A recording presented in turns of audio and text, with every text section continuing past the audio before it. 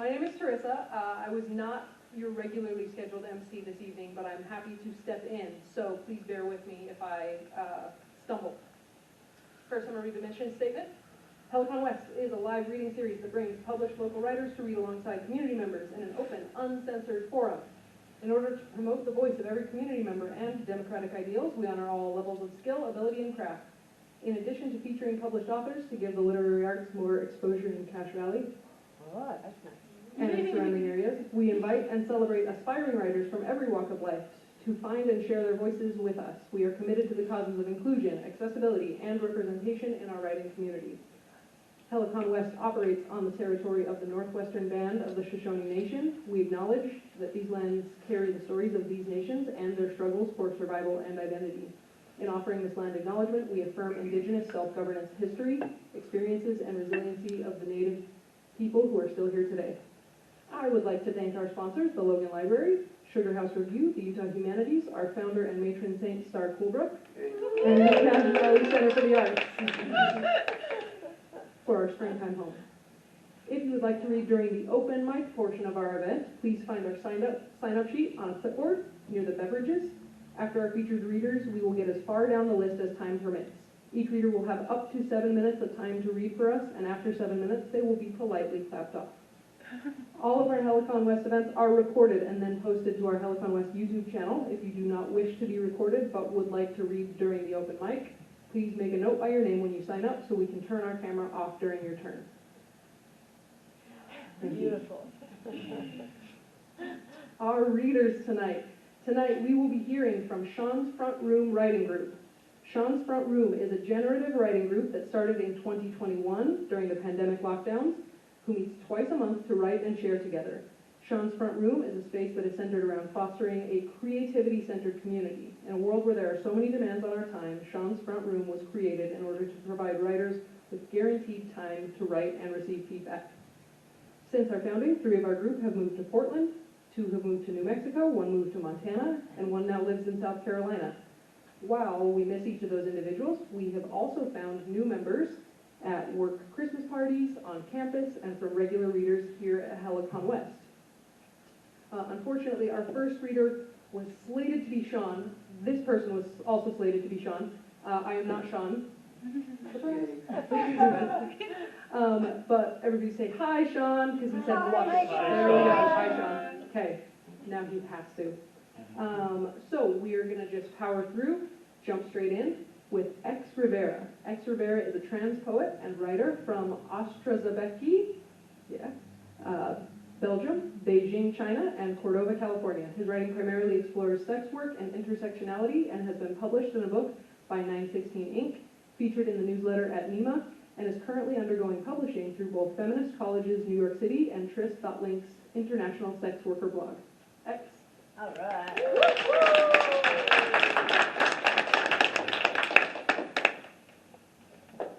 Well, hello, y'all. So I prepared 3 poems for y'all. This first one is called Chocolate Milkshake.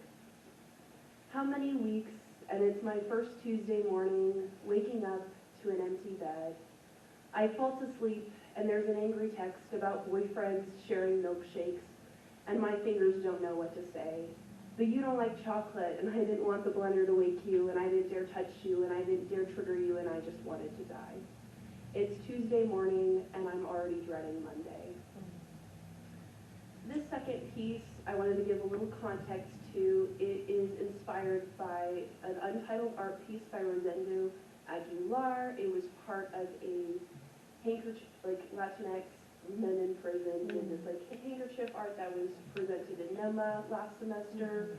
And there was a particular piece that really spoke to me that'll kind of describe and kind of the context for me engaging with this piece was my girlfriend had just been released from jail really recently.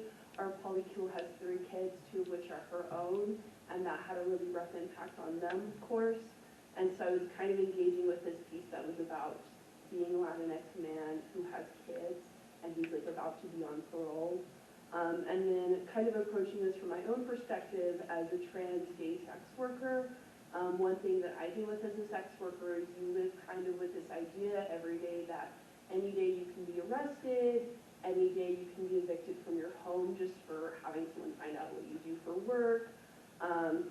You live with kind of this fear of being debanked, so like my bank could cut me out from my money any day. If you have kids, you deal with the fear of having them taken away. If you're an immigrant sex worker, which I will be in a few years, you have to deal with like being deported, even if you're working in a country where sex work is legal, because most of those countries don't make it legal for immigrants.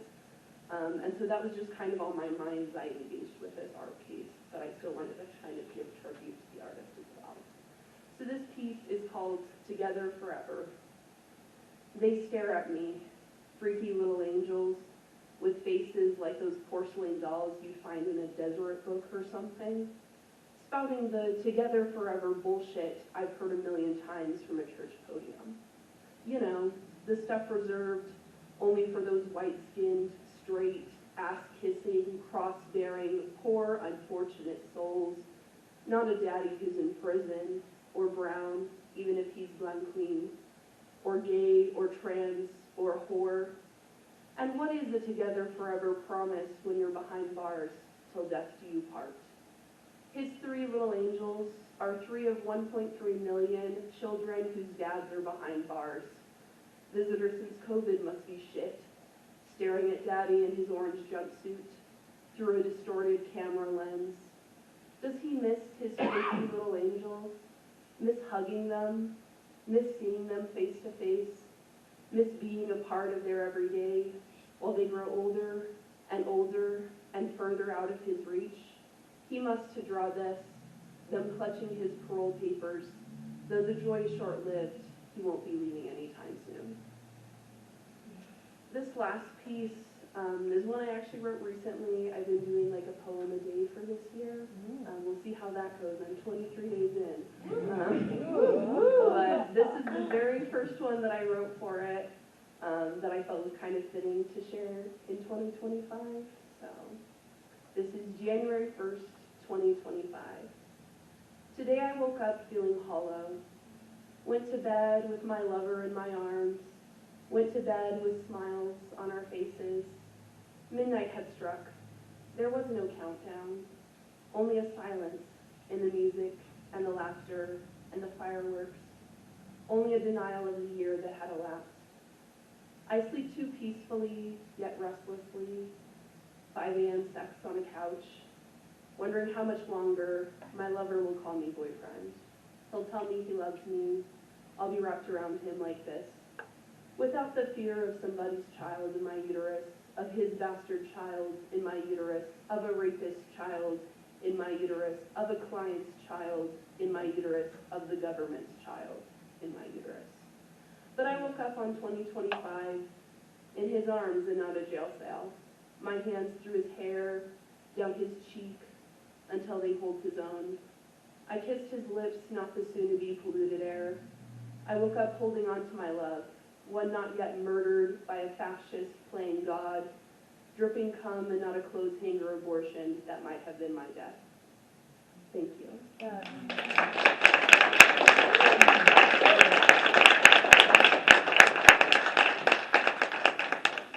All right. I am proud and delighted to introduce the only member of the group who lives with me that I know of. Sam Capasso may not consider himself a writer. I wrote this, so don't hold any of this against him. Okay. Sam Capasso may not consider himself a writer, but like many who might feel that way, who should still sign up on that clipboard in the back, he most certainly is. He writes constantly in his head, songs, tales, rules of engagement, menus, grocery lists, philosophies. Sometimes he even writes his writings down. Tonight he'll read one of those.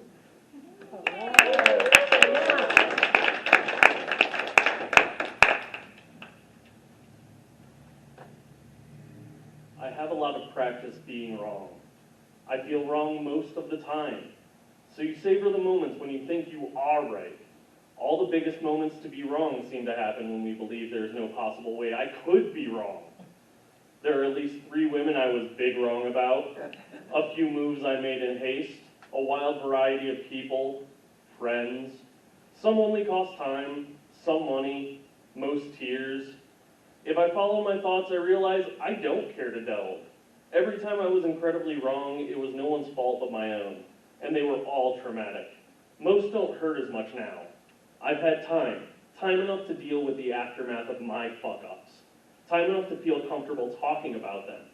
Though I still don't want to write about them, committing them to paper eliminates plausible deniability. And there are things I would prefer to deny, to forget, if they can be forgotten. I don't want to feel my wrongness every day. Some days all I can do is feel it, each one building on the previous, a pile, a heap, a hill, mountain, the weight of an entire planet pushing against the soles of your feet, smashing your whole body made of wrong into your brain, the weight of all that wrong encapsulating your mind. Well, it makes you feel a little bit low today. Sorry. I'm just not myself today. No, it's all right, don't worry. I'm fine. I'll be fine. Some days you just feel made of wrongs. Oh. All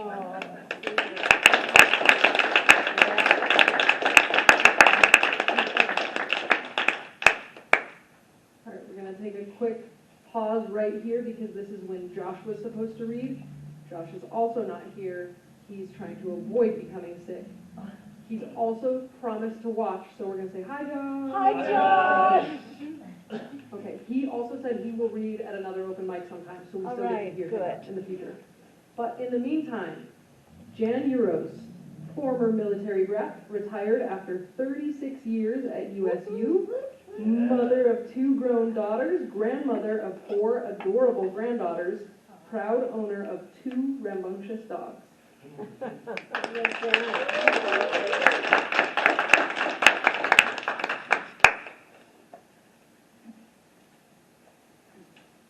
Hello. Hi, Jan.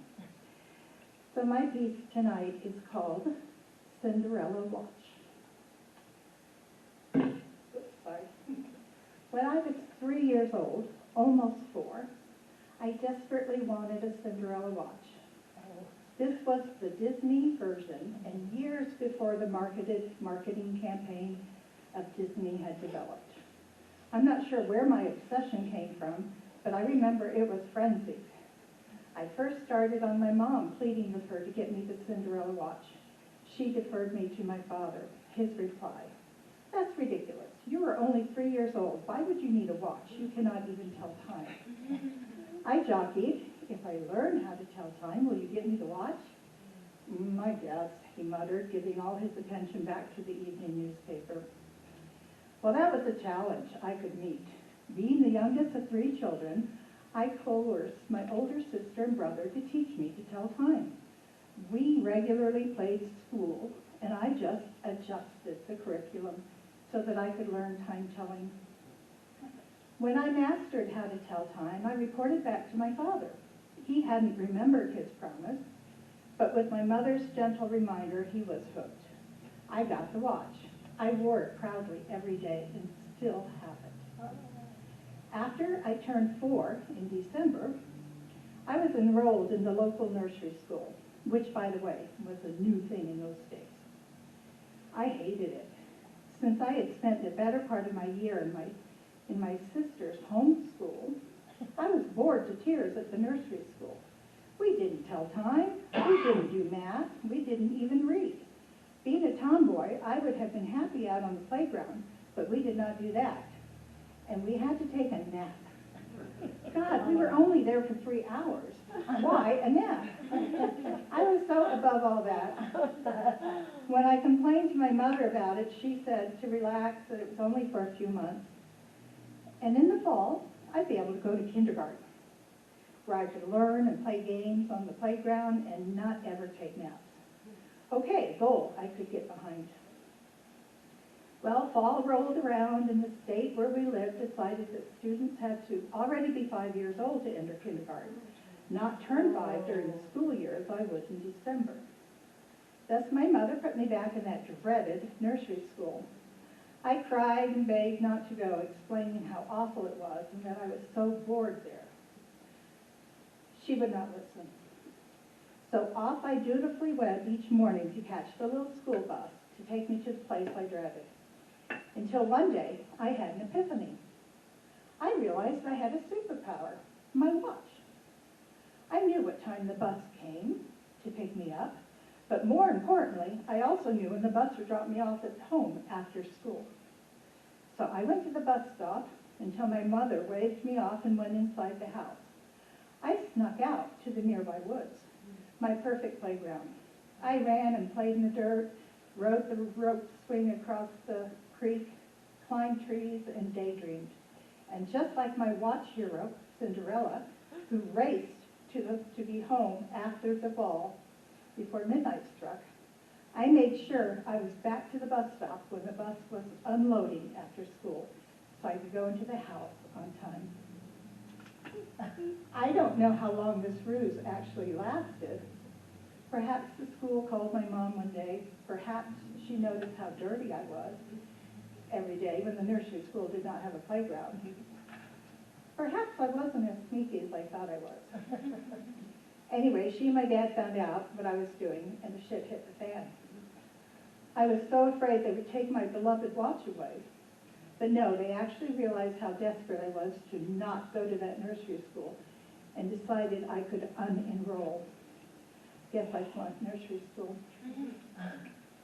At last, understanding my need to learn, my mother started taking me to the local library, where I got my very own library card. Finally, I achieved some good stimulation. She also enrolled me in brownies, or whatever the pre-brownies were called. However, too, that was short-lived. It wasn't very stimulating for me. The first session, we made what was called a sit-upon, which I thought was the stupidest thing ever. Why did we have to fashion something out of foam covered in plastic to sit upon? In hindsight, I now think this is fairly clever. But the worst was that my mom borrowed a brownie uniform for me to wear from a neighbor girl who had outgrown brownies. The uniform was outdated and out of style, and the other girls actually made fun of me. So I quit going to brownies after a few times. My superpower watch couldn't save me that time.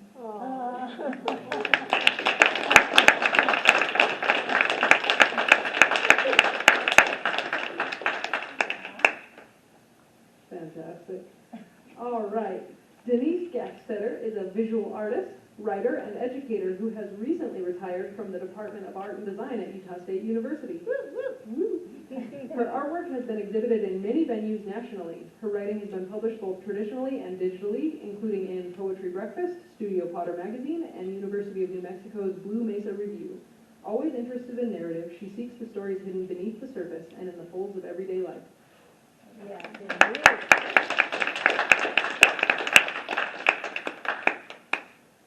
this is always the problem. We can tell it. Can you hear me? Yeah, that's beautiful. Okay.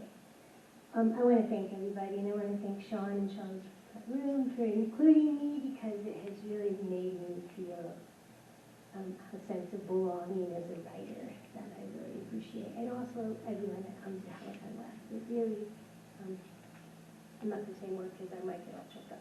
Okay. Anyway, okay, so I have 4 poems. I thought I'd kind of do like from older to newer. Like I just wrote one.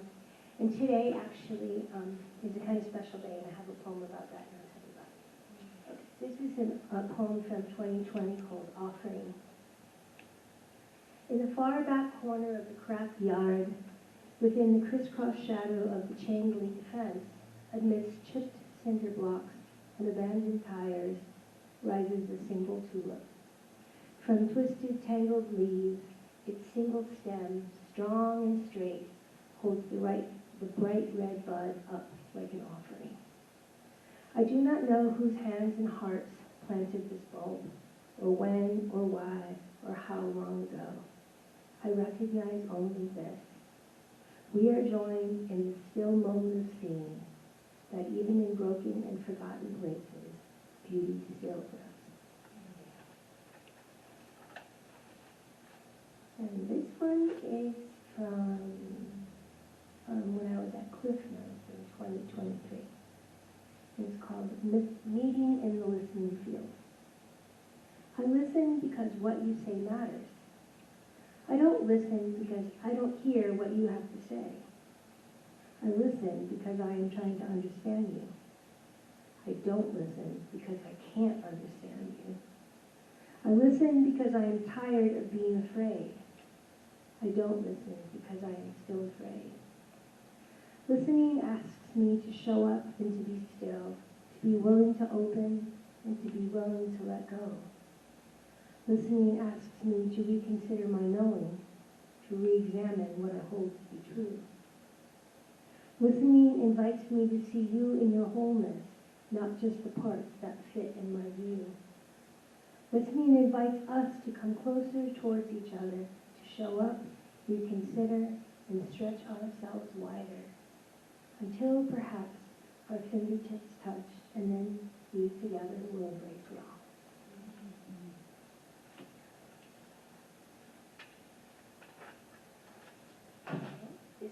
This was written last October, and it's called An Early Morning in Late Autumn. As the third quarter moon wanes above the western horizon, I stand at ease in the diminishing darkness. Around me, the dying garden is untroubled. No breeze disturbs the brittle stalks and crackly leaves. Beyond here, it is mostly quiet. Only the faint din of traffic ebbs and flows in the distance. Across town, neighbors and strangers rise to resume their lives, in which with each breath, each thought, each step, their stories persist. As the light gathers on the eastern horizon, the day offers itself to each being, no matter how broken, no matter how whole. Regardless of clouds, despite shadows, without prejudice or judgment, sunlight will touch each cheek with equal tenderness.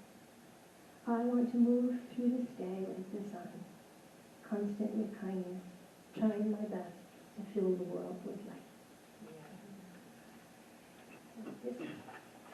This poem, actually, I wrote on January 1st, and I'm reading it tonight because today is the 2-year anniversary of my mother's passing. And it hasn't really been a sad day, despite how long this week has felt, because she's been kind of hanging around a lot lately, so anyway. And my mother was quite a character. This is called My Mother's Faith. When you ask my mother, "How are you?" she would always reply, "I'm here," with a small smile and a nod of her head. If you asked my mother, "How are you doing?" she would always say, "I'm doing the best I can with what I have to work with. What about you?" She never gave a complicated answer or thought too much about it. This was the truth she had faith in, a faith she carried and shared everywhere. To acknowledge her own presence, to recognize her effort in giving her best to whatever was at hand, be it grief, be it joy, be it whole, be it broken. And then to look beyond herself. "I'm here, doing the best I can. What about you?" With this small question, she turned her heart outward, offering her attention, her trust, her faith. "I see you. You are here. You must be doing the best you can." With this small question, she offered a great gift, one that could unknowingly change a moment, a day, a life.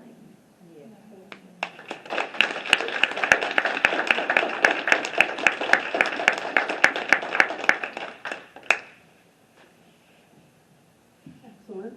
I would like to take a quick opportunity to invite you to the decaf copy? Yeah. To enjoy the decaf from Ibis. That is in the back corner of the room next to the all-important clipboard where you can sign up to read in the open mic portion. We're getting closer. I'm warning you. Gently, lovingly warning you. All right. Next up, we have Shannon Ballum. Shannon Ballum is the Poet Laureate of Logan City and the author of 4 collections of poetry, the most recent being First Poems After the Stroke. She survived a massive stroke in January 2022, and First Poems After the Stroke details the first year's journey. She is currently working on a poetry collection entitled The Stroke. Shannon.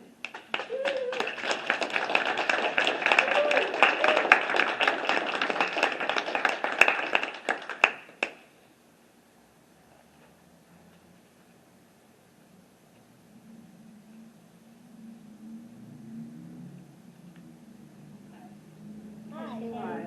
Hi. The first one is called Why. Why did you have to take it? I wasn't ready. Where did you take my ability to walk, to hike, to ski?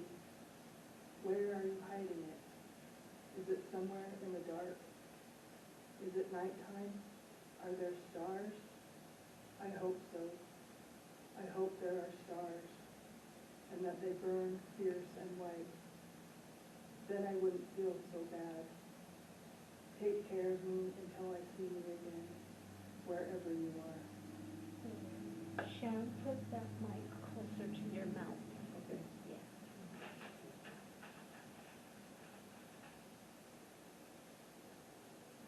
And this one's called I Forgive. I forgive the brittle wind for brutally chilling my bones. I forgive the moon, marble heavy, for making me feel so alone.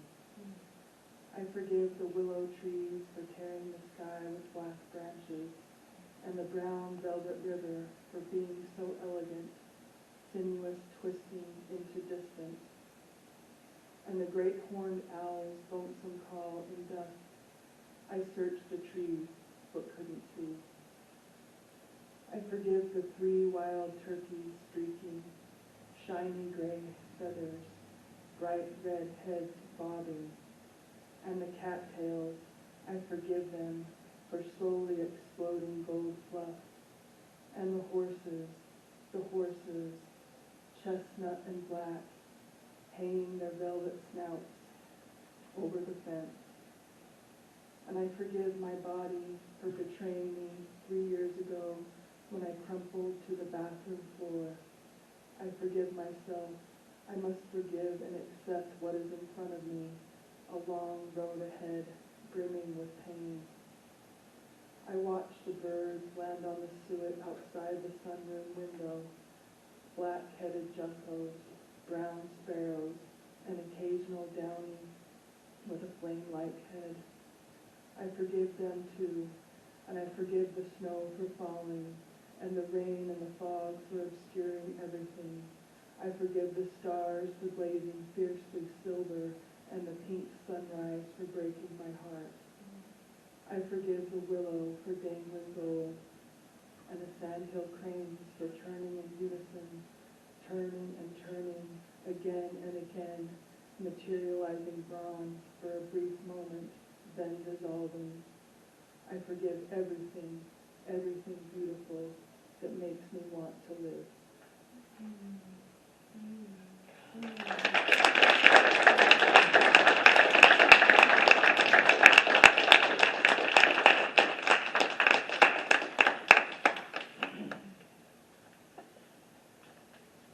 Thank you, Shannon. All right, the final representative of Shaun's front room group to read this evening will be Star Coolbrook. Star Coolbrook is Helicon West Coordinator Emerita and inaugural Poet Laureate of Logan City.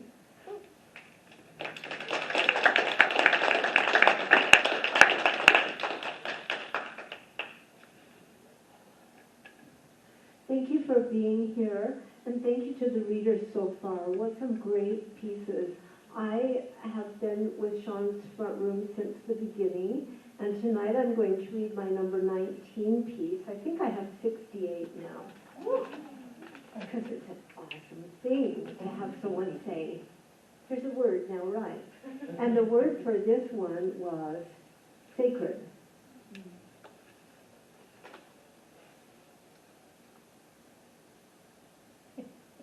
Burgundy. That was the color of my diary when I was 12. The cover was heavy cardboard, 2 5x6 rectangles wrapped in shiny burgundy paper with a raised pattern on the front, a cross, a star, a quilt piece. Between the covers, pinkish lavender pages tied with burgundy colored thread, loose enough to lay flat for easy writing. My friends had written funny lines to me about love and kisses. Next comes the baby carriage, that 6th grade boyfriend-girlfriend silliness. In the summer, after 6th grade, I added my own writing to the soft pastel pages, lamentations of boredom and loneliness and the misery of being an Idaho farm girl with nowhere to go but church and school. That summer, after 6th grade, my dad died of cancer and my mother went to work at a variety store.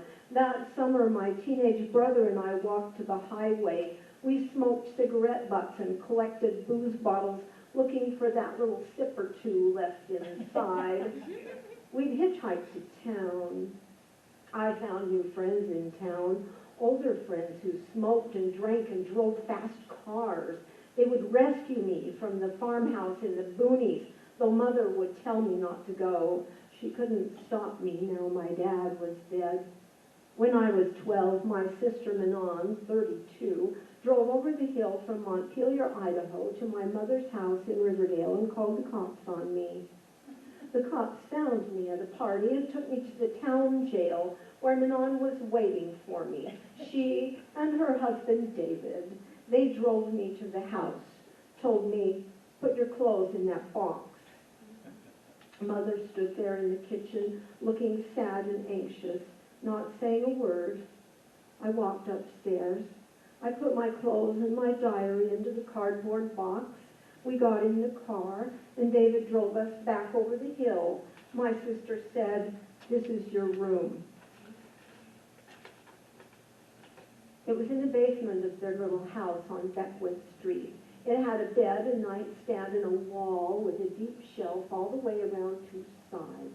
I set my diary on the shelf, locked inside a miniature cedar chest my mother had given me. I put my clothes on the dresser my sister let me use. I got into bed. The next day I went to school in Montpelier. I walked, my sister pointing the way. When I came back to my room after school, my diary was gone, both hinges pried off the cedar chest.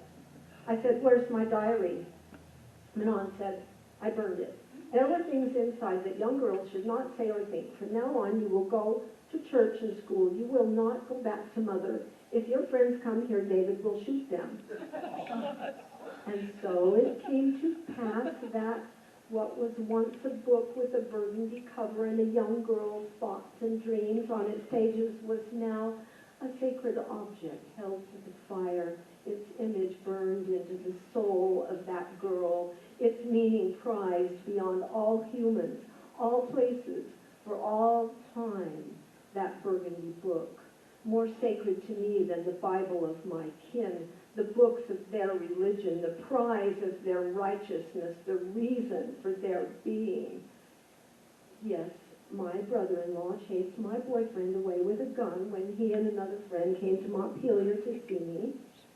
Yes, I had secretly written my boyfriend a letter and received one from him, which my sister found and burned.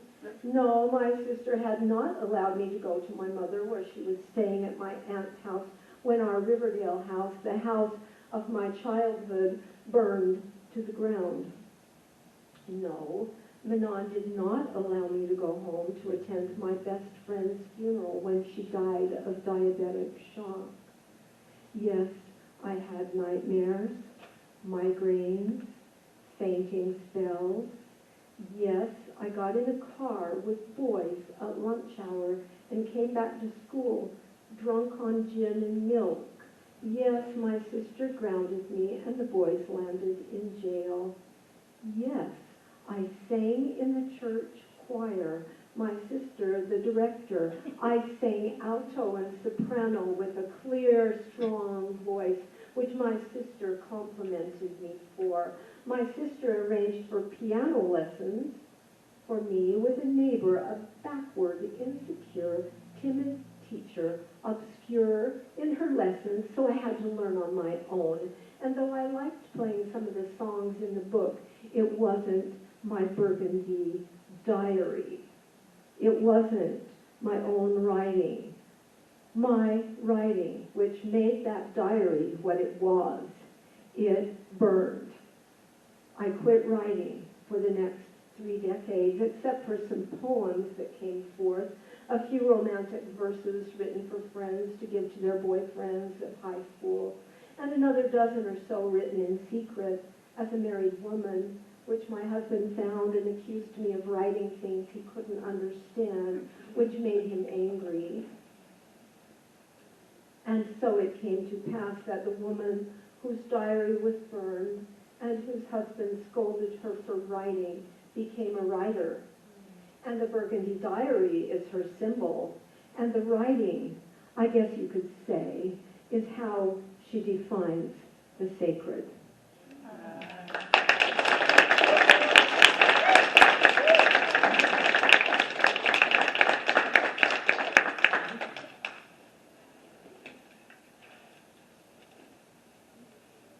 Okay, clap one more time.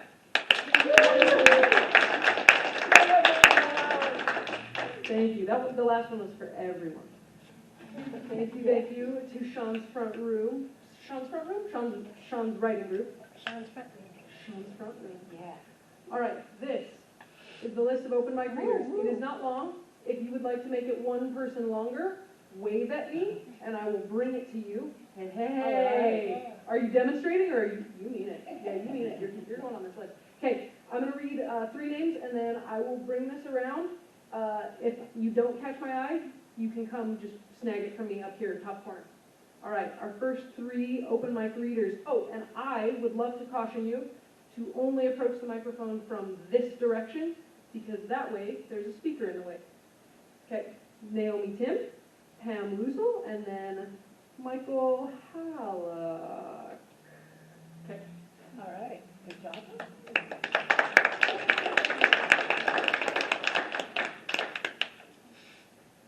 Okay, so, no preliminaries. This is a race against time because I did not prepare my phone well done. All right, here's the poem. I'm going to try and read another one. It's called Open Mic. They announce your name, the third reader. My brain freezes. I fully expect to hear the whisk of your chair tires, the whir of the scissor lift as you rise up to the microphone. I hear your voice so clearly, the cadence so clearly, you. And my phone just died, so I'm trying to remember. Okay.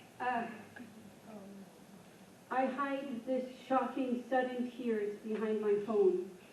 Missing you, I write a poem. Thank you.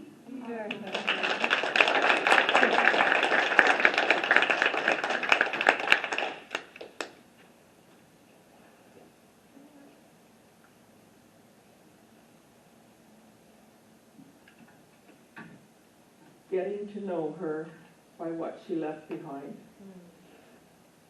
I knew more about what she didn't like than what she did. I knew she didn't like pets enough to ever have one of her own, but she liked some of her family's pets and kept photos of my sister's dogs and cats and horses on the wall with the other photos of grandkids and great-grandkids. I'd never heard her talk of a family cat or dog while she grew up, like my dad's family did of their beloved Monty dog. Every member of my dad's family can be seen in old black and white photos with Monty. They had that dog for years, and he was well loved. Dad lived on a farm, and cats were an integral part of the farm life. They earned their keep by keeping the mouse population down. Monty may have kept other rodents at bay and was a good companion for these 10 kids as they worked and played on the farm. Grandma also grew up on a farm, but neither she or her 5 children ever spoke of a favorite pet. She really spoke little of anything during these years, unless you drug it out of her. No one even suspected she collected handkerchiefs. After her death, when we discovered the small cedar chest, it felt too light to hold jewelry or silver treasures. The box was about 12 inches long, 6 inches wide, and 5 inches deep. Stuffed to the brim were 82 neatly folded handkerchiefs. On top was a simple note written in Grandma's handwriting: my handkerchief collection. Her 2 daughters and 2 oldest granddaughters were all there organizing everything so we could clear out and clean and sell her house. Our conversation went as follows. Oh my gosh, I didn't know she collected these. Did you? No. Look how beautiful they are. These ones look old. How here? I don't know, but they're all folded, and they've been in here for a long time. My mom and her sister, Aunt Jane, were busy with other things, so I took each folded handkerchief out and counted them one by one. At the very bottom, they seem to be more from the 1930s or 1940s, whenever ladies used nice hankies. Some may have even been older. 82, I said to the room. What? Asked my mom. 82 what? Aunt Jane said. 1982? 82, I said, again. I counted them all, and there's 82. Or if I lost count, there's 92. Conversation stopped for a moment as they both came over and looked at the floor, at all the beautiful old lace, floral, crocheted edges of the collection. Some had scalloped edges. One had tatting. Many were colorful with hearts or flowers. Others were plain white or off-white. To my eye, none of them looked used or worn at all. My cousin Annette asked to take the box home. No one else wanted them, so she has the collection now. I was glad we didn't have to divide it up. Thank you.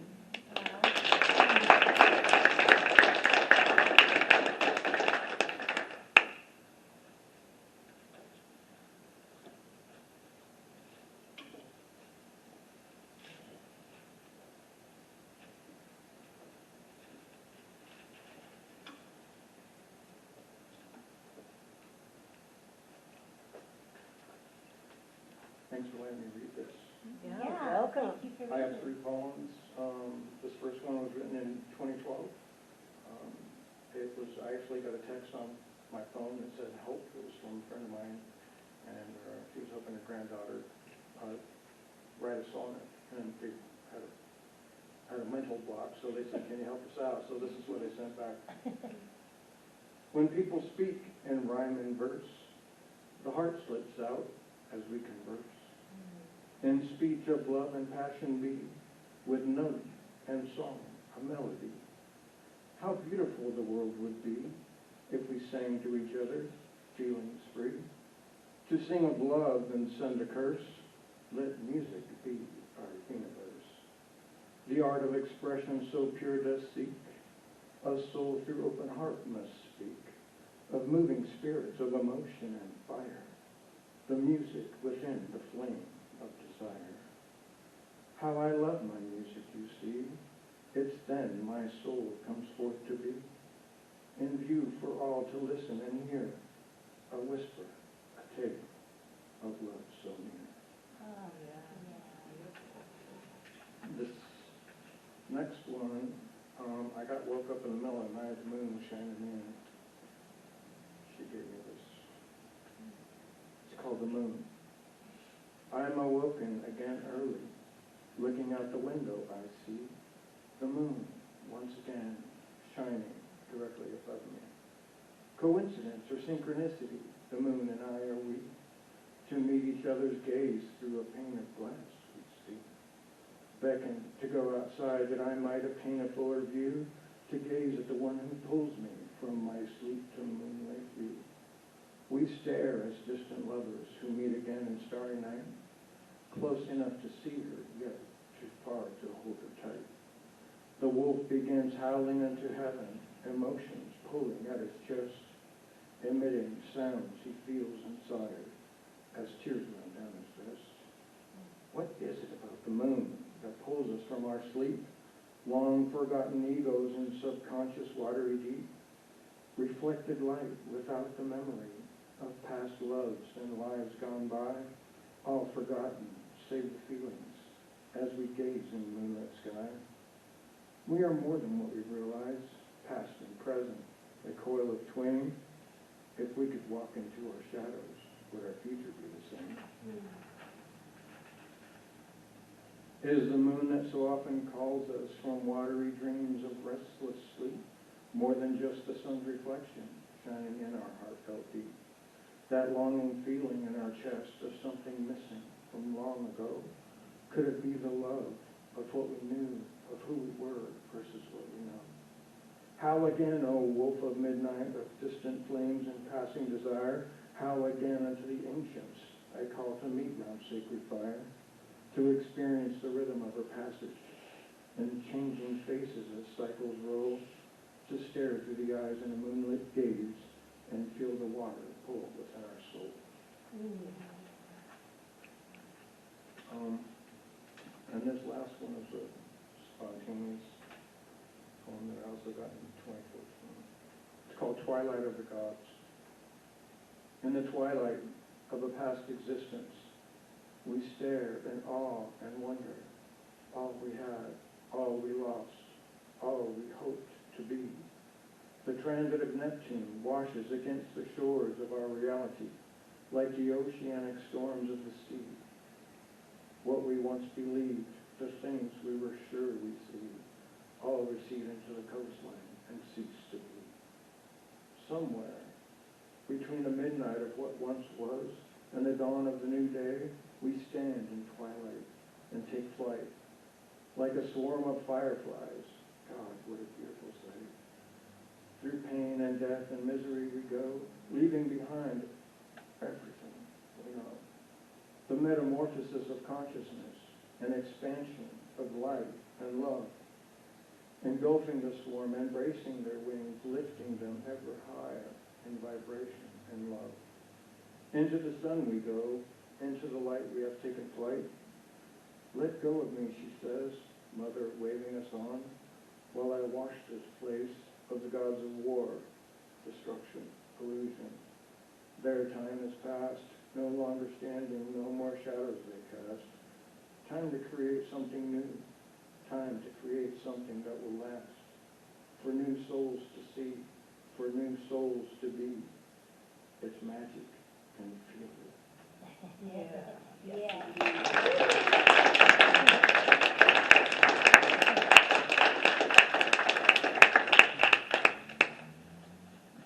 All right, thank you to Naomi, Pam, and Michael. Naomi, I'm so sorry that I let your phone die while I was rambling, and I owe you more open mic time sometime. All right, our next three readers, again, catch my eye, Jordan. You can put your name on this list, Jordan. The next three readers are going to be Chad Van Zenten, Malin Milan Simmons, and Kaylee Kearsley.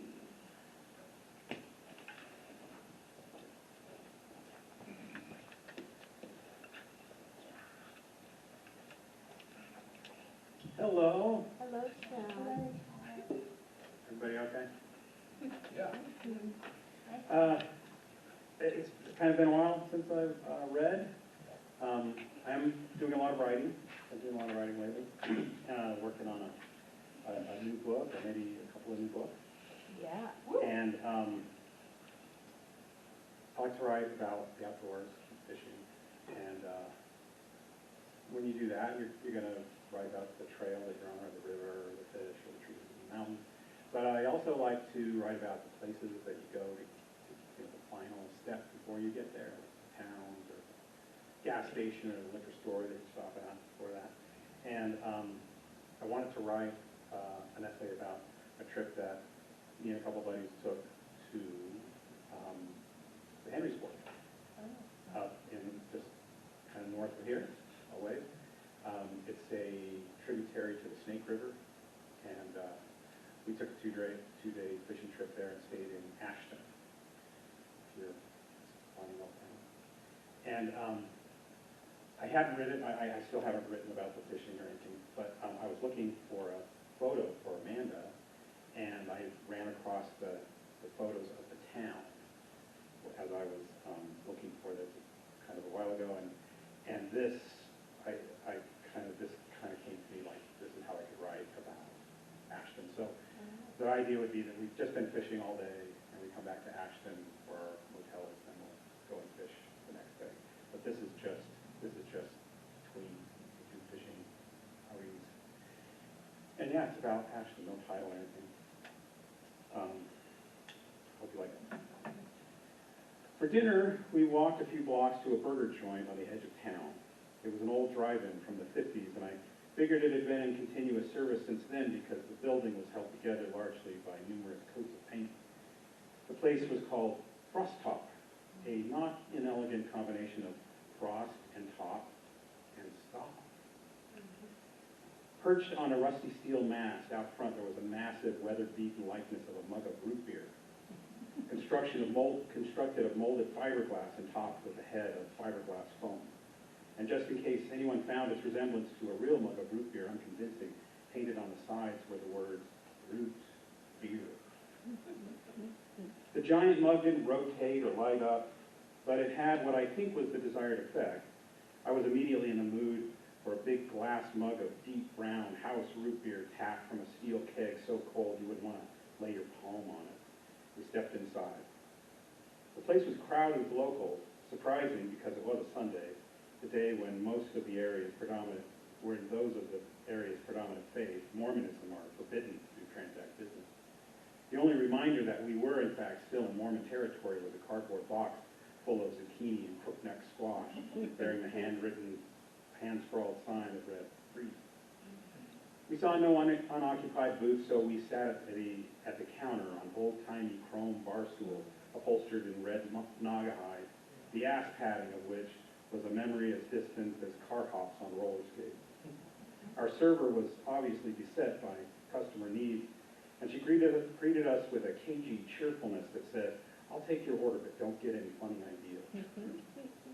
Russ had apparently been likewise beguiled by Frost Top's sun-faded marketing. "I'll have a root beer," he told the server as soon as we sat down. "You got it," she guessed, only a little passive-aggressively, if you ask me. She served Russ seconds later, not with a locally brewed root beer in an icy mug, slab of foam sliding down its side, but instead with an unbranded wax paper cup filled with equal parts crushed ice and a watery amber fluid. Russ regarded it dubiously. I asked the server, "Is that root beer homemade?" "No," she burbled again, practically daring us to object. Russ murmured, "Guess I should have asked." I ordered Coke. The burgers and fries did a better job of meeting our expectations, and we got milkshakes with fresh local peaches blended in. With the late summer sunset lingering stubbornly in the western sky, the evening seemed supernaturally young, and so we set out in search of a bar. We couldn't find one. The internet claimed there were a handful of watering holes in town, some of which were supposedly open. We followed the directions furnished by our phones across a set of railroad tracks and beneath the towering silos of a sprawling granary. This brought us to the old quarter of town, where the street was lined with subdivided railroad warehouses and flat-roofed buildings adjoined in Western-style storefronts. Many of them stood vacant and dark. On the corner, there rose a stately two-story bank made of brick in the Federal style, now occupied by a second-hand store. My overall impression of the town was that of a classic American automobile, its usefulness long outlived, hauled to a wee backyard and left to the elements. In the final moments of the sun's sepia glow, I squinted my eyes to see the little railroad town as it might have been during the bustling height of its economic vigor. The first bar we came to was closed, and so was the second one. The third bar was no longer a bar. Then one of us remembered that Idaho state law didn't even allow bars to be open on Sunday, so we returned to the motel, where we broke into the remaining beer we stockpiled for tomorrow's float. Soon we were drowsy and nodding. That's all I've got so far. Thank you.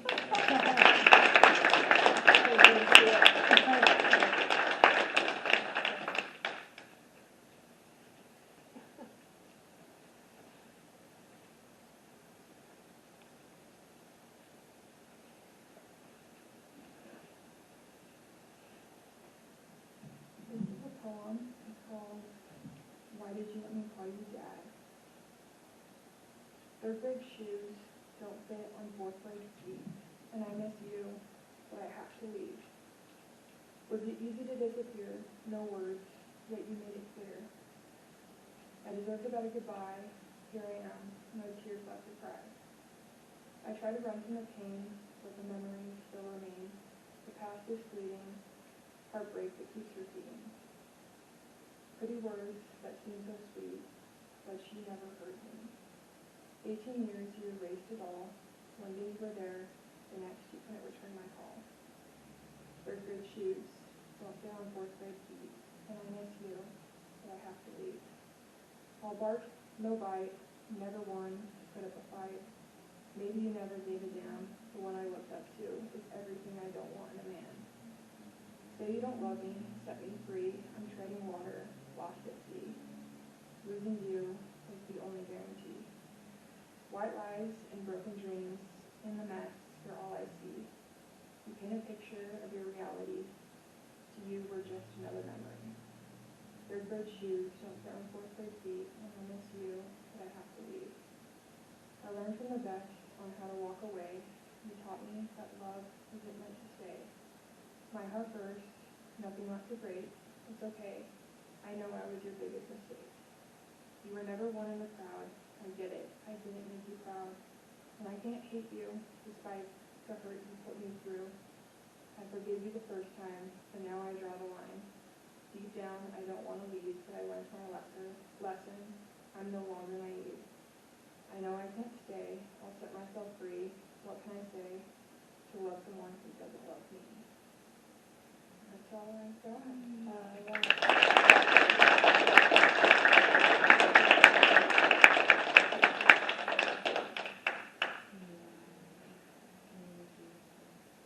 This is a poem that just called my family gathering. You can tip it.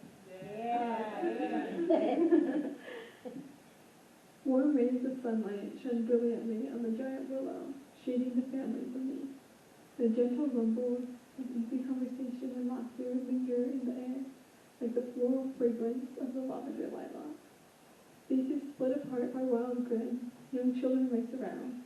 They jump to roots, weaving to the back, sing-song chants punctuated by the squeak squeak of a swing.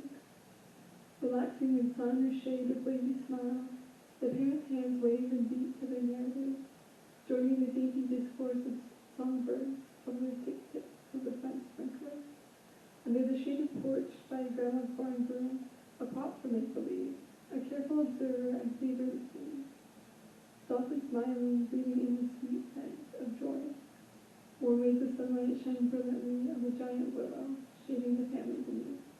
The gentle rumbles of easy conversation and laughter linger in the air, like the floral fragrance of the lavender lilac.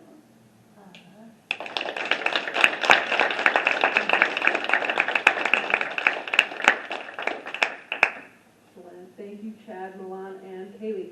All right, final offer. There's only 2 names left on this list. Okay, that's fine. Nobody else has to sign up. Our final 2 open mic readers will be Abby Huber and, oh my God, Jordan Forrest.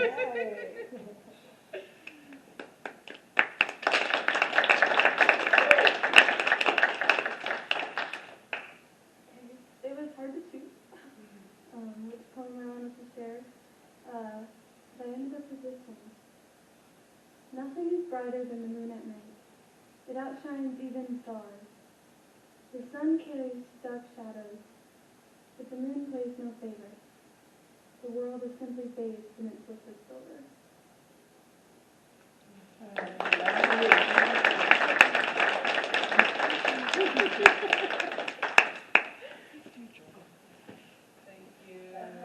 Thank you. I'm grateful to be here. So many people I love. Okay, this is a piece of nonfiction. It's called On Fear. You and I never hit the dog with my car on that drive through the canyon. But sometimes, when I think about it, I don't hit the brakes and you don't steady yourself on my dash.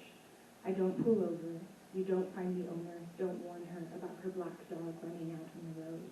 I don't make conversation with her and don't run her name. Instead, something intangible shifts in me, and I accelerate, and we hear a thud, and you shout my name, you shout stop, and you're confused because I'm always the one who points out birds flying in flocks, and because I rub your dog's belly even though I'm allergic, and because I've told you stories about careful things like the ladybug I found on my leg while bike riding, and like my father's dog that would lie in my bed those months I cried during middle school. But you don't even recognize me now. For once, you're the disappointed I fear you'll become, that I imagine in my head, that I imagine against myself, and I don't understand how you didn't know I could be this bad. I slam on the brakes and start crying because I'm losing my shit, and you jump out of the car and run to the dog and keep your hands gentle when you touch its body, and that just sends me over the edge, which is why I jump out of the car and start screaming, I'm a crazy bitch, I'm a crazy bitch, and you're scared of me. And I'm scaring myself because all that screaming leaves me hunched on all fours, drooling, and you're probably thinking I look like a demon or a witch, and I'm thinking I look like my mother, the day she scratched and screamed at me on the stairs with a noise like something was trying to crawl out of her, like my grandmother the morning she chased me up those same steps until I could find a door to slam and push my animal weight against. And now you know that I'm just like these fucking psychos, and all of a sudden my back sprouts wings, and you're like, what the hell, you're fucking psycho, which is good, because I thought that could be a possibility this whole time. And I start beating those wings something fierce and flapping around and shit, and you're looking at me finally like the crazy bitch I feel inside of me, the person I feel especially when your mother tells me the story about that neighborhood kid who hid himself in a tree while boys hucked names and insults up at him, and about how your 10-year-old conviction shouted leave him alone. At that age, I had to learn how to make my words scarier than an adult's. And now I'm thrashing in the sky, and you're trying to save that dying dog, and at first I don't help you because I'm worrying about how you won't want to touch me again after this, which seems obvious, and I can tell there's something wrong with me for even wondering about that.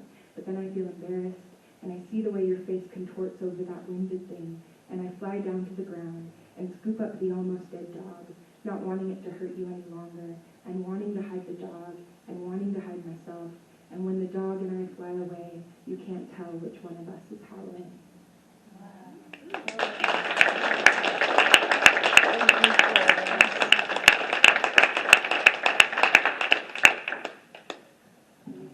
Thank you. All right, I have a piece of paper that says closing announcements, nothing.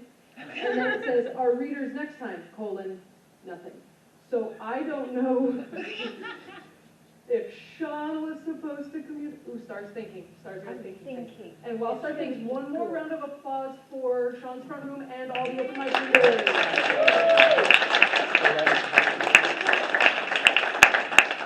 Next time it's the Writer's Cash by Tim Keller et al. The Writer's Cash. And it's Valentine themed. The Writer's Cash plus Little Pink Hearts? Little Pink Hearts. Valentine's Day. Yeah. Okay, fantastic. Are there any other closing announcements? Okay. Thank you all. Thank you.